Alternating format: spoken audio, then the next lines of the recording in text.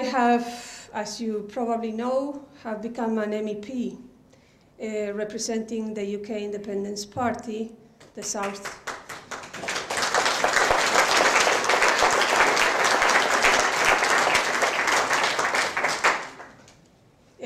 In the southeast of England. I have to say it's an honor for me because British people are proud of their nationality, and I can acknowledge that it's difficult to choose to represent you, somebody who doesn't have the British nationality.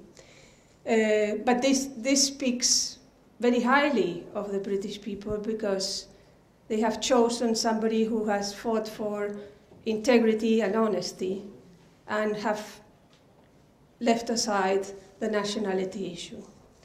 So some people who describe, UKIP and all the environment as, how would I say, discriminating, this is not true, and I'm the example. I was chosen in June, and I started my career in the European Parliament after 7 years of having started in the European Commission.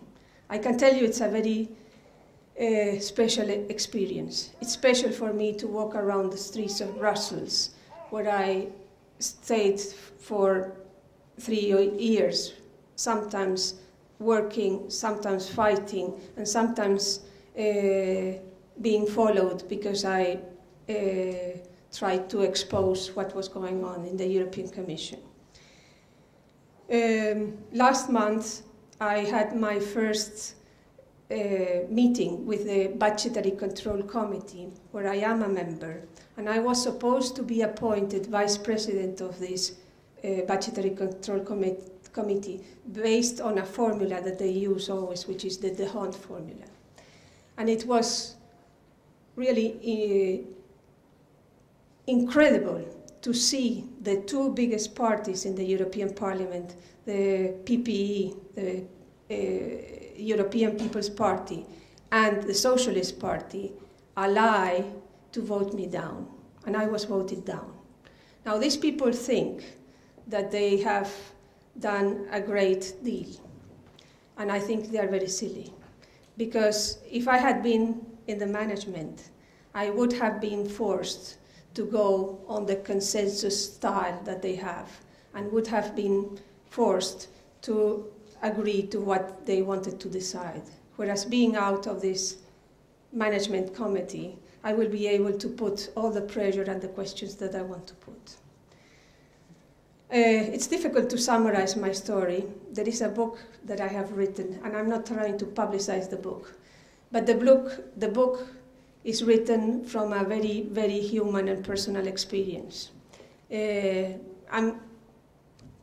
Writing this book cost me a lot, emotionally, going through the experience once again, but also legally, because I was really threatened with actions by the European Commission. But anyway, I think it's, on the eve of voting for the Lisbon Treaty, I think it's pretty important that you see from the inside what's going on.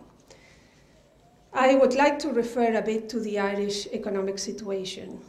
Many people are frightening the Irish people, telling them that, if they don't vote the Lisbon Treaty, they're going to lose their jobs. They're going to lose the possibility to trade with the European Union. And this is simply not true. Ireland has had a growing economy that partly may be related to the subsidies they got from the European Union, in the percentage that these funds were properly used. But Ireland has had other sources of income or other sources of economic growth. And one of the most important sources of economic growth has been the reduced corporate tax. And you need to think that if you vote the Lisbon Treaty, this option of giving corporations a reduced tax to invest in Ireland will go away. And this is the most important thing you have in your economic growth. The Eastern countries are taking the subsidies that Ireland and Spain were getting up to now. But they are also taking the factories, the manufacturing facilities that Ireland and Spain had up to now, because they have a lower labor cost. And this is what we need to think. This is what the European Union is bringing. And these Eastern people, not happy with taking away our factories, are coming to work into Ireland. So, you know, these are things that have to be taken into consideration. You probably have heard in the latest week that a couple of very important companies are putting money to the yes campaign. One of them is Intel. Well, let me tell you that Intel has a case for competition and with the European Commission, and that they are about to receive a fine from the European Commission. So I find it pretty much a conflict of interest that these people would put the money to finance a yes to the Lisbon Treaty. I think that this shows you how loyal these companies are to this country. Ryanair is a second case. And this shows you also the dirty tricks that the European Union will play in order to get this Lisbon Treaty passed. You have been told that you will be given guarantees in respect of certain rights that you will keep, even if the Lisbon Treaty is ratified by all the countries. I would like to draw your attention to the court judgment that the German government had a couple of weeks ago. The German government, that ideally should be the most interest in, promoting the European Union, has ratified the Lisbon Treaty with a lot of limitations that are very important.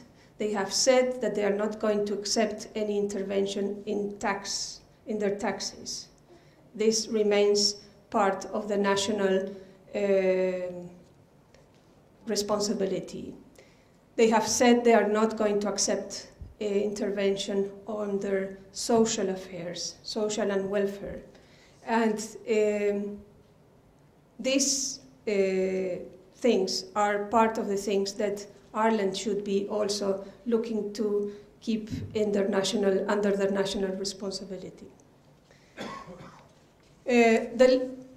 Last week, the Baroness Kinnock, the Minister for Europe, was responded to a question on what value these guarantees to the Irish people had. And because obviously all the countries around Europe are pretty concerned that Ireland will get these guarantees and then the rest of the people will not get them. And she promised that these guarantees wouldn't change the Lisbon Treaty at all. And she also explained that these guarantees would only be taken into account in a different protocol that would only come into place when a new country comes into the European Union with a new accession treaty. So for a start, these guarantees will not be valid the day the Lisbon Treaty is ratified. It may take 2 or 3 years. Croatia is the next country that will be coming into the European Union if they succeed. And I don't think this is going to happen before 2 years.